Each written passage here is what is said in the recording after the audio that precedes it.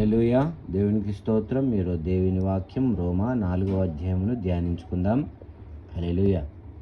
కాబట్టి శరీర విషయమై మన మూల పురుషుడకు అబ్రహామునకేమి దొరికెనని అందుము.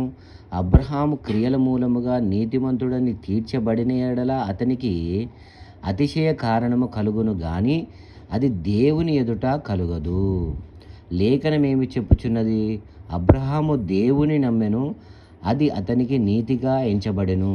పని చేయువానికి జీతము రుణమే గాని దానమని ఎంచబడదు. పని చేయక భక్తిహీనుని నీతిమంతునిగా తీర్చువాని యందు విశ్వాసముంచువానికి వాని విశ్వాసము నీతిగా ఎంచబడుచున్నది. ఆ ప్రకారమే క్రియలు లేకుండా దేవుడెవనిని నీతిమంతునిగా ఎంచునో ఆ మనుష్యుడు ధన్యుడని దేవుడు కూడా చెప్పుచున్నాడు.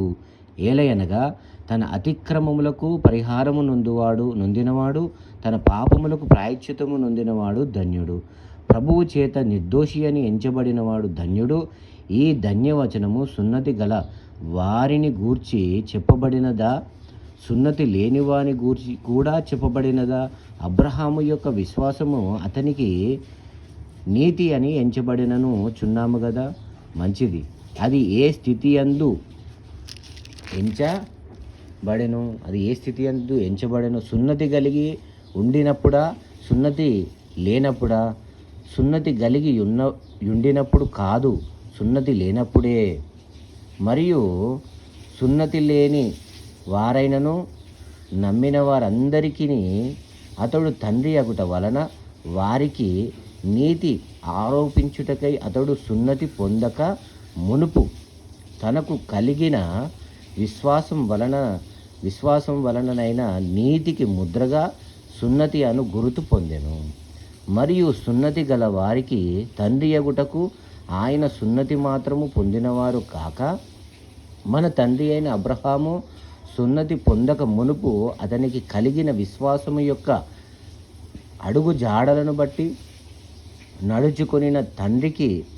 నడుచుకొనిన వారికి తండ్రి అగుటకు అతడు ఆ గుర్తు పొందెను.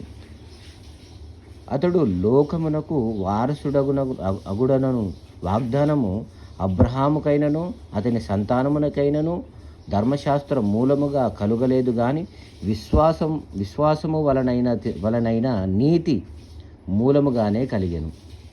ధర్మశాస్త్ర సంబంధులు వారసులైన ఎడల విశ్వాసము వ్యర్థమగును, వాగ్దానమును నిరార్థకమగును. ఏలయనగా ధర్మశాస్త్రము ఉగ్రతను పుట్టించును, ధర్మశాస్త్రము లేని ఎడల అతిక్రమమును లేకపోవును. ఈ హేతువు చేతను ఆ వాగ్దానమును యావత్ సంతతికి అనగా ధర్మశాస్త్రము మూలము గల వారికి మాత్రము కాక అబ్రహామునకు కున్నట్టి విశ్వాసము గల వారికి కూడా దృఢము కావలెనని కృప అనుసరించినదై యుండునట్లు అది విశ్వాసం మూలమైనదాయను. తాను విశ్వసించిన దేవుని ఎదుట అనగా మృతులను సజీవులనుగా చేయువాడును, లేని వాటిని ఉన్నట్టుగానే పిలుచువాడునైన దేవుని ఎదుట అతడు మనందరికీ తండ్రి అయి ఉన్నాడు. ఇందును గూర్చి నిన్ను అనేక జనములకు తండ్రిగా నియమించితిని అని వ్రాయబడుచున్నది. నీ సంతానము ఇలాగూ ఉండునని చెప్పిన దానిని బట్టి తాననేక జనములకు తండ్రి అగునట్లు నిరీక్షణకు ఆధారము లేనప్పుడు అతడు నిరీక్షణ కలిగి నమ్మెను. మరియు అతడు విశ్వాసమునందు బలహీనుడు కాక రమారమి 100 ఏండ్ల వయస్సు గలవాడై ఉండి అప్పటికీ తన శరీరము మృతతుల్యమైనట్టును సారా గర్భమును మృతతుల్యమైనట్టును ఆలోచించెను గాని అవిశ్వాసం వలన దేవుని వాగ్దానమును గూర్చి సందేహింపక దేవుని మహిమపరిచి ఆయన వాగ్దానము చేసిన దానిని నెరవేర్చుటకు సమర్థుడని రుడిగా విశ్వసించి విశ్వాసం వలన బలము నొందెను. అందుచేత అది అతనికి నీతిగా ఎంచబడెను. అది అతనికి ఎంచబడెనని అతని నిమిత్తము మాత్రమే కాదు గాని మన ప్రభువైన యేసును మృతులలో నుండి లేపిన వాని యందు విశ్వాసముంచిన మనకును ఎంచబడునని మన నిమిత్తము కూడా వ్రాయబడెను.